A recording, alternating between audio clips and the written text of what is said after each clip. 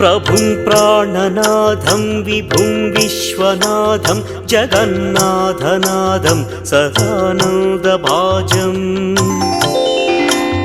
भवद्भव्यभूतेश्वरं भूतनाथं शिवं शङ्करं शम्भुमीशानमीडे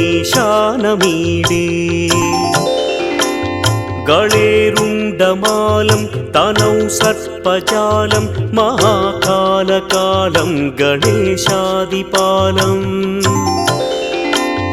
जटाजूटगङ्गोत्तरं दैर्विशिष्यं शिवं शङ्करं शम्भुमीशानमीडे मुदामाकरं मण्डनं मण्डयन्तं महामण्डलं भस्मभूषाधरन्तम् अनादिं ह्यपारं महा